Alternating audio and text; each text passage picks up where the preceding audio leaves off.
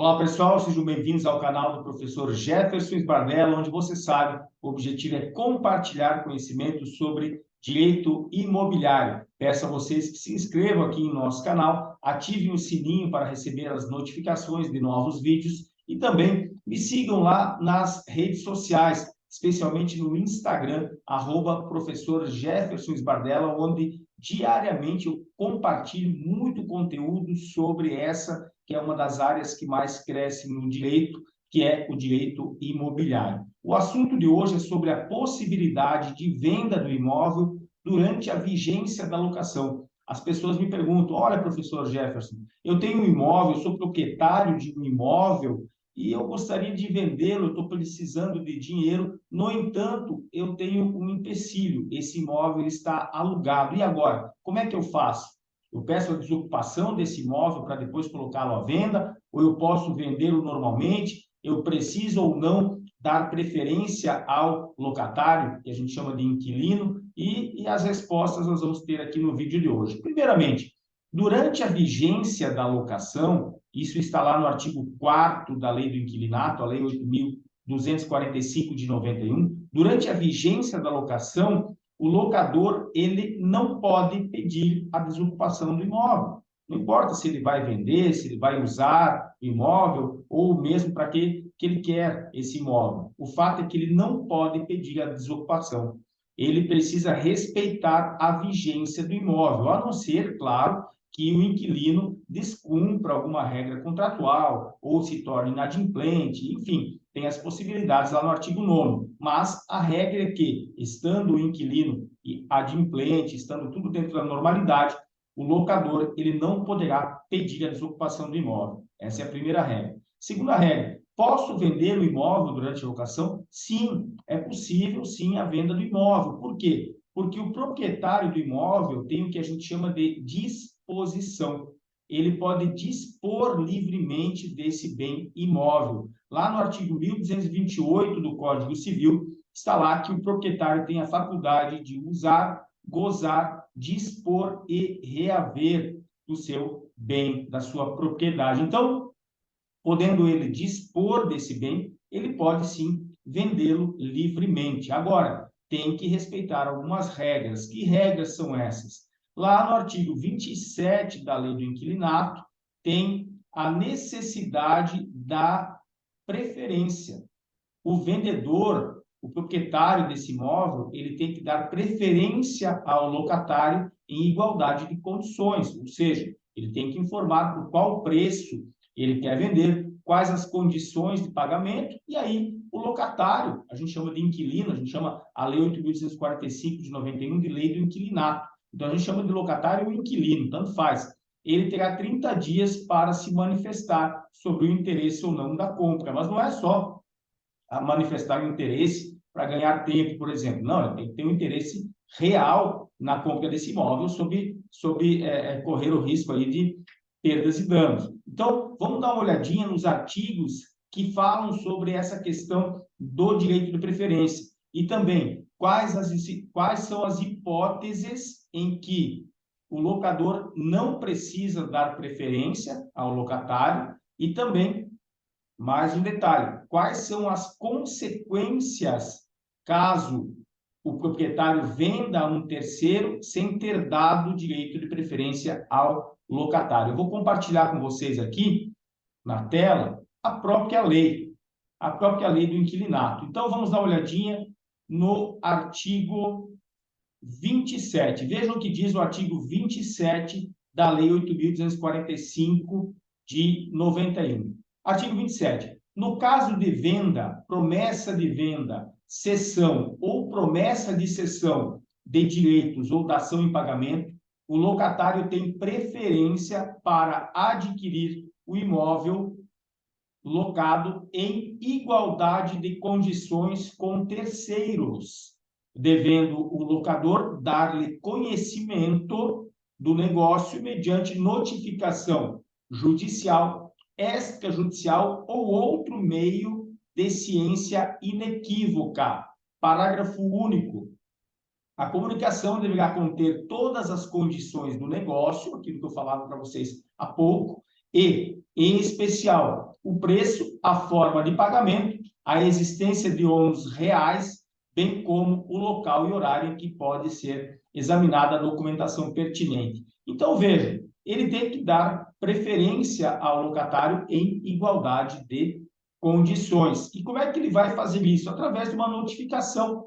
Ela pode ser judicial, ela pode ser extrajudicial ou qualquer outro meio inequívoco. E como é que são esses meios inequívocos? Eu posso lá entregar pessoalmente para ele a carta de preferência, ele dá um recebido, ou então eu mando um e-mail que eu uso normalmente para me comunicar com ele, e ele dá o recebido nesse e-mail, dizendo, olha, recebi o e-mail, ou então até o WhatsApp. Claro, tem que ter um cuidado. Você tem que pensar o quê? Olha, de que forma eu vou dar ciência inequívoca, de formas que, se eu precisar provar, por exemplo, dentro de um processo judicial que eu dei preferência, eu consigo provar. Então, isso que é importante. Se você achar melhor, por exemplo, eu sempre oriento as imobiliárias que a gente atende que encaminhe por e-mail e também por AR, um aviso de recebimento, por carta com aviso de recebimento. E também, se tiver comunicação por WhatsApp, com o WhatsApp também. Coloca por todos os meios possíveis, para que você tenha ali a comprovação de que ele recebeu esse direito de preferência, tá? Agora, tem casos em que o locador não precisa dar preferência para o locatário. E que casos são esses? Estão previstos lá no artigo 32 da mesma lei.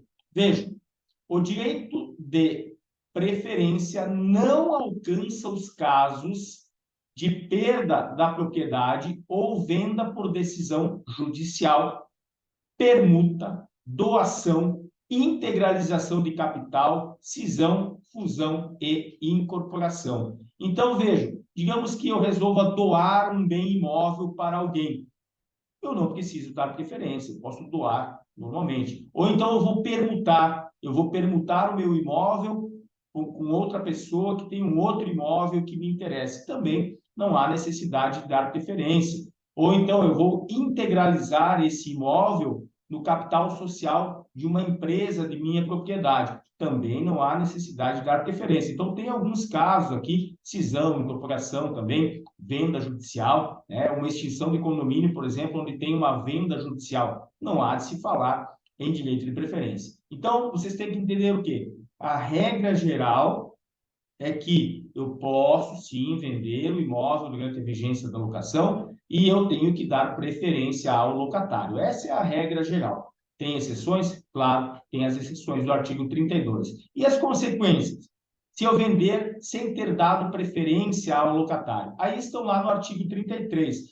Primeiro vamos ver o parágrafo único do artigo 32, que fala das exceções. O parágrafo único. Nos contratos firmados a partir de 1º de outubro de 2001, o direito de preferência de que trata este artigo não alcança também, além daqueles que a gente já viu no CAPT, não alcança também os casos de constituição de propriedade fiduciária, sabe lá, alienação fiduciária, da Lei 9.514, e da perda da propriedade ou venda por qualquer forma de realização de garantia, por exemplo, uma garantia de hipoteca, né? Inclusive mediante leilão extrajudicial, devendo essa condição constar expressamente em cláusula contratual específica e tal. Então, nesses casos também não há necessidade, não há de se falar em direito de preferência. Agora, e se o locatário for preterido, se não for dado a ele o direito de preferência, o que acontece? Está lá no artigo 33. O locatário preterido no seu direito de preferência poderá reclamar do alienante. Quem é o alienante? Aquele que vendeu. Poderá reclamar do alienante as perdas e danos.